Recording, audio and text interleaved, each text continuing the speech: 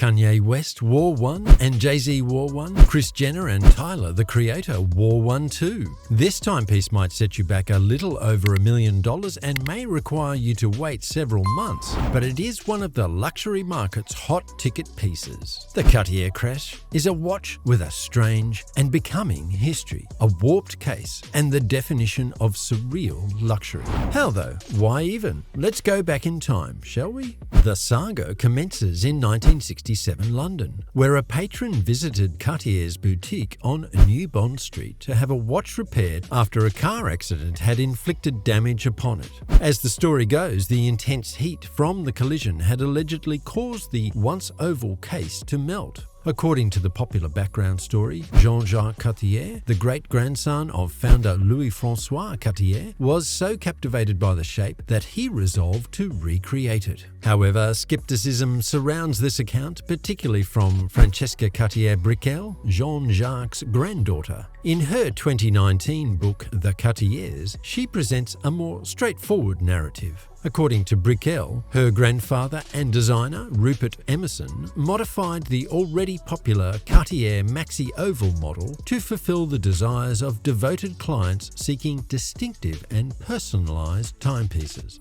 They discovered that a metal case could be manipulated to appear as if it had been involved in a crash by indenting the ends and creating a bend in the middle. Irrespective of its origin, the myth surrounding the creation of the Crash watch has significantly contributed to its cultural allure. As noted by Benjamin Clymer, the founder of the luxury watch website Hodinkee, it is believed that only a limited quantity, approximately a dozen watches, emerged from the initial production. The distinctive and irregular shape of the Crash watch posed challenges during its manufacturing process, while Cartier's iconic Roman numerals and sword-shaped hands presented difficulties in legibility. Brickell quotes her grandfather as saying, "That first Crash watch caused a lot of headaches. You see, it's all very well coming up with a good-looking design, but it had to tell the time too. And because the dial was irregular, the numbers weren't at the standard places." Sadly, while aesthetically pleasing for sure, the watch did not become popular right away.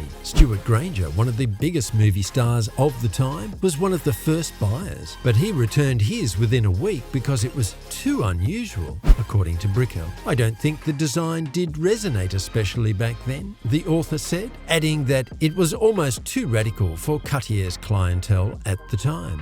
It was still a big change for the company's London branch, which only sold Cartier watches from France and Switzerland at the time. Clymer said that Jean-Jacques really did want to push things forward, and that the Crash helped make the British branch known for its design.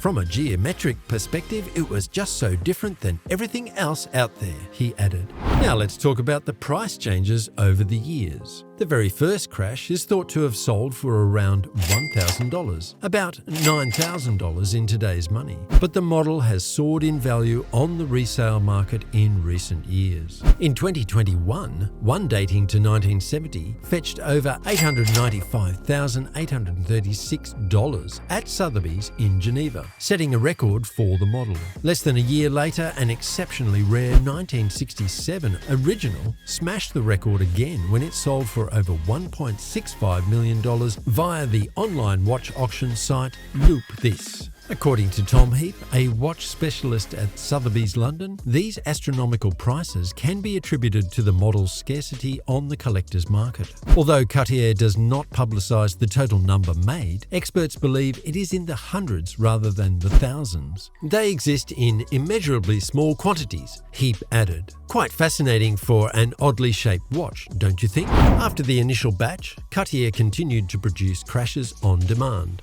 It produced new versions in white gold, pink gold, and platinum, most notably in a limited edition run in 1991. However, these are credited to Cartier Paris and sell for less than older London models. In 2018, Cartier made two new limited edition Crashes available via its New Bond Street store, one with an 18-carat yellow gold case and the other made from white gold and encrusted with diamonds. They were moderately priced at €27,000, about $30,000, and €65,000, about $72,000, though Heap said they were mostly reserved for Cartier Cartier's top-tier clients. Rarity alone cannot explain the sudden surge in prices. However, Heap recalls speaking to dealers who less than 10 years ago turned down opportunities to buy Crashes for around £60,000, even though they would now sell for many times that. Clymer meanwhile said that while he saw a revival interest in collector circles in 2016 or 2017, the Crash was not super sought after even 5 years ago.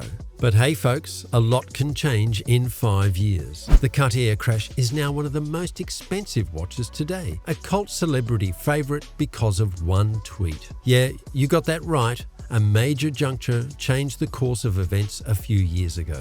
Kanye West started everything off with a tweet sharing a snapshot of one of his Crash watches. Shortly after that, Kim Kardashian decided to get one for herself and immediately followed suit. Cartier has capitalized on the increased attention by reintroducing a contemporary version of the Crash watch, which is only available at the London boutique. This has further fueled excitement for the vintage iterations of the watch. As a direct consequence of this, the prices at auction started to go up. In 1991, Cartier Paris Crash models, which had been sold at auctions for $30,000 in the past, were now fetching prices of $100,000, then $200,000. Initial support from well-known celebrities was a significant factor in driving up prices to previously unachievable levels. For example, Tyler, the Creator, featured the Crash in the music video for Lumberjack, which he released in 2021, and he was later spotted wearing one when attending a Cartier watch auction in Monaco.